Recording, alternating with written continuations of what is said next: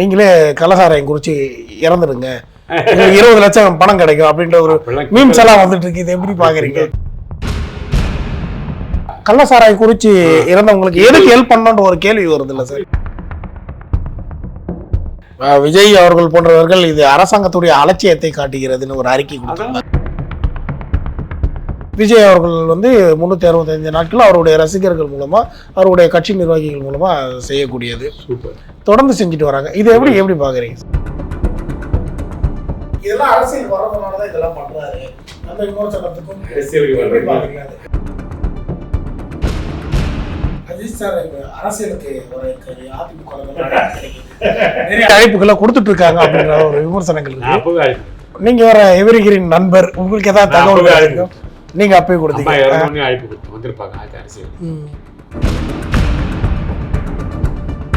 அம்மாவே வந்து அஜித் சார் அரசியலுக்கு வரணும் அப்படின்ற ஆசைப்பட்டாங்க. அது உண்மையா சார்? அவங்க சாஃப்ட் கார்னர்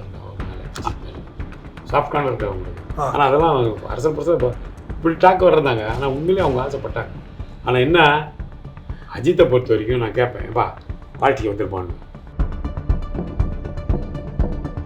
ஜெயலலிதா அம்மையார் வந்து அஜித் அவர்களுக்கு நேரடியாக அழைப்பு கொடுத்தாங்களா? அதிமுக தலைமை ஏற்கணும் அப்படின்ற விமர்சனங்கள்லாம் நிறைய அரசியல் கட்சி தலைவர்கள் சொல்றாங்க. நீங்க சொல்லக்கூடிய அந்த கருத்தை அவர் ஏற்றுக்குவார் சார்? என்ன சூப்பர் ஸ்டார்ன்ற ஒரு அந்த ஒரு பெருமை, அந்த ஒரு அதிகாரம் அவர்கிட்ட இருந்து பார்த்துருக்கீங்களா? அந்த சூரியன் கூட என்னை கேட்டு தான் விழும் அப்படின்னு. சூரியனா நல்லா கதையா இருக்குது. இல்லை சார், இது வந்து ஒரு தமிழர் பரம்பரையோட டைலாக் சார். அது கட்டுபொம்மலாம் பேசியிருக்காங்க அப்படின்னு. இந்த சூரியனை டச் பண்ணுற வேலை வேணாம். அடுத்த டைலாக் படி. ஜீசஸ் குறித்து எப்படி சொல்லாம எனக்கு தெரியல.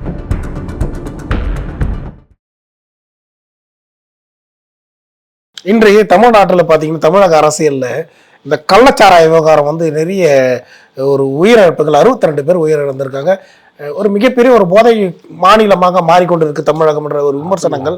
அது எப்படி தமிழகம் மாறல, அது அந்த ஏரியாவில் அந்த அதனால அந்த ஸ்டேஷன் அத்தனை பேர் சஸ்பெண்ட் பண்ணாங்க சாலை. அது சில ஏரியாக்களில் சில காவல் ஆய்வாளர்கள், காவல்துறை அதிகாரிகள்லாம் நடக்கிற பிரச்சனை தான். அவங்களால முடிஞ்சால் கண்ட்ரோல் பண்ண முடியும். சில நேரத்தில் சில தவறு இது மாதிரி திமுக ஆட்சி நடந்திருக்குது, காங்கிரஸ் ஆட்சியில் நடந்திருக்கு, எல்லா ஆட்சியும் மாரி. 10 லட்சம் நிவாரணம் என்பது, 20 லட்சம் நிவாரணம் என்பது நிறைய பேருக்கு வேலை இல்லாமல் சுற்றி கொண்டிருக்காங்க. அவங்களே நிறைய வீடியோ போடுறதெல்லாம் பார்ப்போம். நீங்களே கள்ளசாராயம் குறித்து இறந்துடுங்க, 20 லட்சம் பணம் கிடைக்கும் அப்படின்ற ஒரு மீம்ஸ் எல்லாம் வந்துட்டு இருக்கு. இது எப்படி பாக்குறீங்க? பண்ணலாம், ஆனால் இறந்து போனவருடைய குடும்பத்தை பற்றி யோசிக்கணும் இல்லை. நம்ம கிண்டல் பண்ணலாம், அதுக்காக அவர் கொடுக்காம இருந்தால் சரி, அவர் கொடுக்கலன்னு வச்சுங்க. இப்போ நீங்கள் என்ன பண்ணுவீங்க? மீம்ஸ் என்ன போடுவீங்க? கள்ளச்சாராயம் குடிச்சதுதான் கள்ளச்சாரம், அது மட்டும் தான் சொல்லுவீங்க இல்லையா? நீங்கள் ஹெல்ப் பண்ணுவீங்களா? கள்ளசாராயம் குறிச்சு இறந்தவங்களுக்கு எதுக்கு ஹெல்ப் பண்ணணும்ன்ற ஒரு கேள்வி வருது இல்லை சார்? இப்போ குடிச்சு இறக்க சொல்றது வந்து அரசாங்கம் கிடையாது.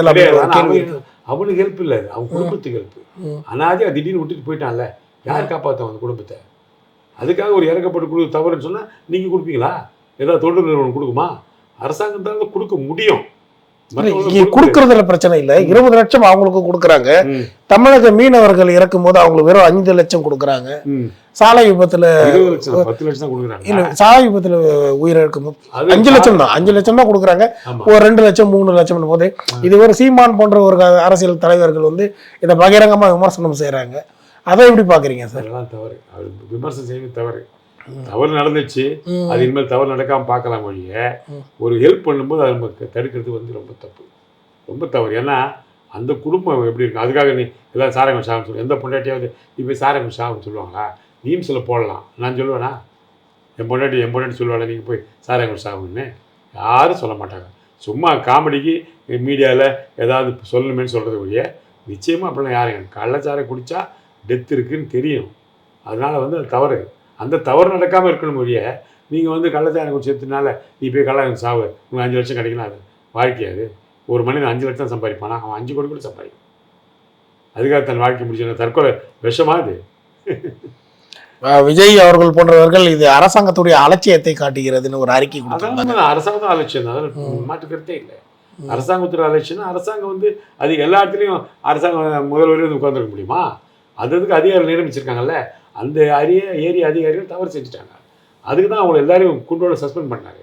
புரியுதுங்களா? அதுமாதிரி இப்போ என்கிட்ட ஒரு பொறுப்பு அடைக்கிறாருன்னா அவர் வரைக்கும் மாதிரி என்கிட்ட ஒரு டைரக்டர், அவர் சிஎம் மாதிரி வச்சுக்கலாம், நான் ஒரு அமைச்சர்னு வச்சுக்கலாம், என்கிட்ட ஒரு பொறுப்பு படைக்கிறாருன்னா அது செய்யணும். செய்யணும்னு தப்பு பேர் அவர் மேலே வரும். ஆனால் செய்யாத தப்பு என் தப்பு தானே. எல்லாமே டைரக்டரே வந்து இறங்கி செஞ்சாலும் நடக்கிற கதையா? எல்லா காரியமும் எல்லாருமே செய்ய முடியாது இல்லையா? அதுக்குன்னு பொறுப்பு கொடுத்து அந்த அதிகாரி செய்யணும். அது அவருடைய தவறு.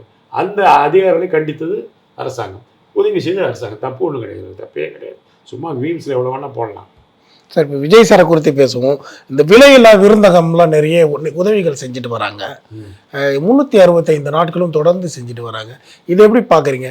ஏன்னா இப்போது அம்மா உணவகம் சொன்னீங்க, அதில் ஒரு 2 ரூபா கொடுத்தா நம்மளுக்கு இட்லி இவங்க எல்லாமே விலையில்லா விருந்தகம் ஃப்ரீயாகவே கொடுக்குறாங்க உணவகம். அம்மா உணவகம் சொல்கிறீங்க? அம்மா உணவகம் வந்து 2 ரூபாய் இட்லி அந்த மாதிரி. விஜய் அவர்கள் வந்து 365 நாட்கள் அவருடைய ரசிகர்கள் மூலமாக, அவருடைய கட்சி நிர்வாகிகள் மூலமாக செய்யக்கூடியது. சூப்பர்.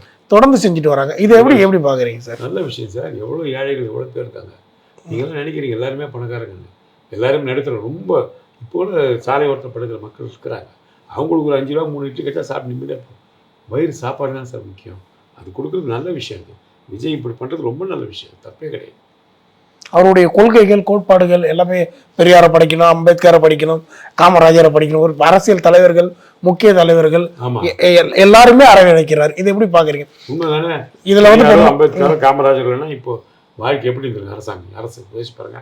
பெரியார் வந்து அடித்தட்டு மக்களுக்கு உயிர் கொடுத்தவர், சமூக நீதி பேசுறாரு. சமூக நீதி மட்டும் தீண்டாமை ஒழிக்கிறது. அதனால்தான் அவர், நான் வந்து கடவுள் இல்லைன்னு சொல்ற காரணம் கடவுள் இல்லைன்றது கிடையாது, நீ அவர் கடவுள் வியாபாரம், அதனால்தான் சொன்னார் இல்லையா? அது மாதிரி பண்ணார். அதே மாதிரி அம்பேத்கர் எவ்வளோ பெரிய விஷயம். இந்திய அரசியல் சட்டத்தில் அடித்தட்டு மக்கள் கொண்டு வந்தார். அவர் சொன்னார், இப்படி ஒரு அவர் பின்னாடி சொன்னார், இந்து மதம் தான் கடைசியில் இந்தியாவை அழிக்க போகுதுன்னார். ஏன்னா அந்த மதத்தின் பேரால் தான் எல்லாரும் வந்தாடுவாங்க. அதனால் அவர் பௌத்த மதத்துக்கு மாறினார். ஆக்சுவலாக பார்த்தா அவரும் இந்து தான். ஆனால் அவர் என்ன சொன்னார், நீ இந்த மதத்தின் பேரால் எங்களை அடிமைப்படுது, தள்ளி வர அடிமைப்பட உள்ளே சேர்க்க மாட்டேன்ற. அப்போ அது தேவையில்லைன்னு அவர் கொண்டு வந்தார். அவர்லாம் இல்லைன்னா நம்ம இப்போ பெரிய பேர் நிறைய பேர் இருந்திருக்க மாட்டாங்க உலகத்தில். நம்மலாம் இன்னும் வந்து ரோட்டு வாரத்தில் கோமனை கட்டின்னு இல்லைன்னா எங்கன்னா வயக்காட்டில் வேலை செஞ்சுருக்கோம். அவ்வளோதான். அவர் தான் வந்தனால படிக்க வச்சார். அதுதான் அந்த இட ஒதுக்கீடு கொடுத்தாரு, ஷெட்யூல் காஸ்ட் படிக்கலாம். நீ மார்க் வாங்குறவனுக்கு ஷெட்யூல் காஸ்ட் மார்க்குக்கு கட் ஆஃப் மார்க் குறைச்சாரு. அப்போ தான் அது நடக்கும். அதெல்லாம் அம்பேத்கர். அதேமாதிரி காமராஜர் சாப்பாடு முதல்ல அவர் தான் போட்டார் ஸ்கூல் பசங்களுக்கு மதியானம் சாப்பாடு. நான்லாம் சாப்பிட்ருக்கேன் மதியானம் சாப்பாடு. நான்லாம் வறுமையில் வாடும்போது மதியானம் சாப்பாட்டுக்கே ஸ்கூல் போவேன். ஏன் ஸ்கூலுக்கு போட மாட்டாங்க ராம் தேட்டருக்கு. அங்கே என் ஸ்கூலில் மதியானம் விட்டு ஓடிடுறீங்க. இவனுக்கு 2 தட்டில் வாங்கி எனக்கு கொடுப்பானுங்க. 3 பேர் பகிர்ந்து சாப்பிடுவோம். அப்போ அப்புறம் எம்ஜிஆர் சத்து உணவு திட்டம் கூடாது. அதனால காலை உணவு கொடுக்குறாங்க. அதெல்லாம் தப்பே கிடையாது. கல்விக்கெல்லாம் செஞ்சே ஆகும். இதெல்லாம் கூட ஒரு அரசியல், இதெல்லாம் அரசியல் வரதுனால தான் இதெல்லாம் பண்றாரு. அந்த விமர்சனத்துக்கும் அரசியலுக்கு வர்றதுக்கு சம்மந்தமே கிடையாது. அவர் நல்ல மனசுல தான் வர முடியும். அரசியல் வர ஈஸியாக பண்ணலாம்னு நினைக்கிறாரு. வேற ஒன்று அரசியல் எல்லாமே அவர் பண்ணுவார். ஆனால் அதுக்கான அதிகாரங்கள் அவர் கிடைக்காது. சில நேரத்தில் தடைகள் ஏற்படும் இல்லையா? அப்போ அதுக்காக அவர் அரசியல் வராது. அரசியல் வர நம்ம நாட்டு மக்கள் இன்னும் நிறைய பண்ணலாம் அப்படின்னு நினச்சி தான் வராது. இதுக்காக சாப்பாடு போட்டு அரசியல் வரலாம் கிடையாது. அரசியல் வருவேன், நான் இதெல்லாம் பண்ணுவேன்றது ஒரு முன்னோட்டமாக தான் இருந்துச்சு. ஜீசஸ் குறித்து ரமேஷ் கண்ணா சார் கருத்து என்ன சார்? அது வந்து எப்படி இது சொல்லாமல் எனக்கு தெரியல sir. Jesus is the only God. வேறு யாருமே கடவுள் கிடையாது. நீங்கள் விக்கிரக ஆராதனைன்றது ரொம்ப தவறான ஒரு ஆராதனை. அதை நம்ம சொல்ல நிறைய பேர் கோவம் வரும். ஏன்னா அவங்க நம்பி அதுவே வளர்ந்துட்டாங்க பிள்ளைங்க. நானும் இந்துவாக தான் வளர்ந்தேன். எங்கள் அம்மா வந்து கிறிஸ்டின் கிடையாது, எங்கள் அப்பா இந்து. எங்கள் அப்பா எம்ஜிஆரோட சொந்தக்காரர், எம்ஜிஆரோட தாய்மாமா. ஆனால் Jesus is the only powerful God. அது வந்து எனக்கு டெஸ்ட் மொழி பார்த்தா தெரியும். ஏன்னா என் வாழ்க்கையில் ஒரு இடமும் ஜீசஸ் தான் எனக்கு காப்பாற்றிருக்காரு. புரியுதுங்களா? இப்போ ஒரு சமீபத்தில் எனக்கு பெரிய உடம்பு சரியில்லாம போச்சு. அப்போ பெரிய ப்ராப்ளம் வச்சு. அப்போ நான் என்ன பண்ணேன், சார் நம்ம வாழ்க்கையே வாழல, பணம் வந்துருச்சு, பொருள் வந்துருச்சு, கட்சி நம்ம இவ்வளோ பெரிய வேலை கொடுத்தாரு. ஒரு பெரிய வேலை வந்தது, வெயிட் கவுண்ட் கூடிச்சு. 4000 4 லட்சம் ஆகிடுச்சு. அப்போ டாக்டர் சொன்னார், நீ இது வந்து ரொம்ப கஷ்டம், நீங்கள் கீமோதெரப்பிலாம் பண்ணணும், அது பண்ணு. நான்லாம் பண்ண மாட்டேன். கீமோதெரப்பி அசிங்கமாக நான் சாப்பிடுறதில்ல, நான் அழகாகவே செத்துறேன். அவர் சொன்னால் நீங்கள் நினச்சவொன்னு சாப்பிட, எப்போ வரும் தெரியாது சாப்பிட்டு. அப்போ ப்ரே பண்ண ஜீசஸ்கிட்ட. சரி ஓகே, நான் முடிவு பண்ணிட்டேன், நம்ம இருக்கோம், நான் வாழ்க்கையில் போய் சேர்ந்துடலாம் அப்படின்னு நினச்சிட்டேன். அப்போது அருண்வாடி பக்கத்தில் பூவாத்தில் பிரிட்ஜ் இருக்குது. என் காரை ஓட்டு போகிறேன். அந்த பிரிட்ஜு ஜம்ப் பண்ணி கீழே விழுந்துட்டோம்னா காரும் காலி நானும் காலி. என்ன எழுதுவோம் பத்திரிக்கையில் ரமேஷ் பண்ணா விபத்து மரணம் மட்டும் எழுதுவாங்க. நம்ம வந்து கீமோதெரப்பி பண்ணி முடியெல்லாம் கொட்டி சிறுவிதியாக போச்சு. கமல் சார் அழுதார் என்கிட்ட வந்து, ஸ்ரீவித்யா எவ்வளோ பெரிய அழகாக நடிக்க தெரியுமா, எப்படி ஆகிட்டா தெரியுமா, கீமோதெரப்பி பண்ணாக்க முடியெல்லாம் கொண்டு ஆள் உரிக்கணும் அப்படின்னு நினச்சி போனேன். ரொம்ப கிட்ட போனால் திடீர்னு ஆட்டக்காரன் முன்னாடி எழுதிட்டான். முன்னாடி வந்து கிராஸ் பண்ணி ஸ்லோவாக போகிறான். ஸ்பீடாக போனால் ஜம்ப் பண்ண முடியும். நான் யாரா பைத்தியக்காரன் என் முன்னாடி ஸ்லோவாக போயிருக்கிறாங்க அப்படின்னு நினச்சி ஒரு நாள் அவனுக்கு வெள்ளை எனக்கு போகிறது, அவனும் நம்ம முன்னாடி சாக போகிறாமோ. ஆனால் அப்படி நிறுத்திட்டான் வண்டி வர நிறுத்திட்டு அப்படியே பார்க்குறேன். நம்ம என் வண்டியில் போச்சு. இன்னும் நான் 2 கிலோமீட்டர் பின்னாடி போய் தான் ஸ்பீட் எடுக்க முடியும். என்ன அப்படி பண்ணி விட்டான்னு பார்த்தா அது வாசம் இருந்துச்சு. அது வாசம் என்னன்னா, இஸ்ரேலின் கர்த்தர் உன் நடுவில் இருக்கிறார், இனி தீங்க காணாதிருப்பாய், செப்பாய் 3 வாசம். அப்படியே எனக்கு ஷாக் ஆகிட்டேன். ஏன் அந்த ஆட்டோக்காரன் வரணும், ஏன் நிறுத்தணும், ஏன் அந்த வாசகம், நிறைய வாசகம் பார்த்துருவாங்க ஆட்டோ. சிரிக்கும் பெண்ணை நம்பாதே, சீரும் பாம்பை நம்பலாம் எழுதுவாங்களாம். இந்த வசனம் அதில் இருக்கிறது காரணம் என்ன, அது கரெக்டாக வர்றதுக்கான காரணம் என்ன? இப்போ ஜீசஸ் என்னோட பேசுகிறார் அந்த நேரத்தில், அவர் வழிகாட்டுறாரு. ஜீசஸ் வந்து நேராக அவங்களோட பேச மாட்டார், யார் மூலமாக தான் பேசுவார் இல்லையா, வசனங்கள் மூலமாக பேசுவார். அதான் அந்த மாதிரி வந்துச்சு. அப்புறம் பார்த்து சரி ஓகே, நம்ம வந்து தேவனை முழுமைப்படுத்தலை, நம்ம கடவுள் கிடைச்ச உடனே நம்ம சந்தோஷமாக இருந்த முடிய கடவுளை நம்ம நேசிக்கல, கடவுளை ஆராதிக்க ஒன்றும் பண்ணல. அப்போ முடிவு பண்ணால் அப்போ நிறைய பண்ணாலும் நிறைய இடத்துல சாட்சி சொல்கிறேன், தெய்வ சாட்சியை நிறைய இடத்துல சொல்ல சர்ச்சை, எப்படியும் மாதம் 2-3 சாட்சி சொல்லியிருக்கேன். அது அவருக்கு ஒன்றும் பெரிய விஷயம் இல்லை, எனக்கு ஒரு ஆர்டர். அஜித் சார் அரசியலுக்கு வர இருக்காரு, அதிமுக கிடைக்குது, நிறைய அழைப்புகளை கொடுத்துட்டு இருக்காங்க அப்படின்ற ஒரு விமர்சனங்கள் இருக்கு. அப்பவே அழைப்பு நீங்க வர எவரிகிரின் நண்பர், உங்களுக்கு ஏதாவது தகவல் நீங்க அப்பவே கொடுத்தீங்க? அழைப்பு கொடுத்தேன், வந்திருப்பாங்க அரசியலுக்கு. அம்மாவே வந்து அஜித் சார் அரசியலுக்கு வரணும் அப்படின்ற ஆசைப்பட்டாங்க.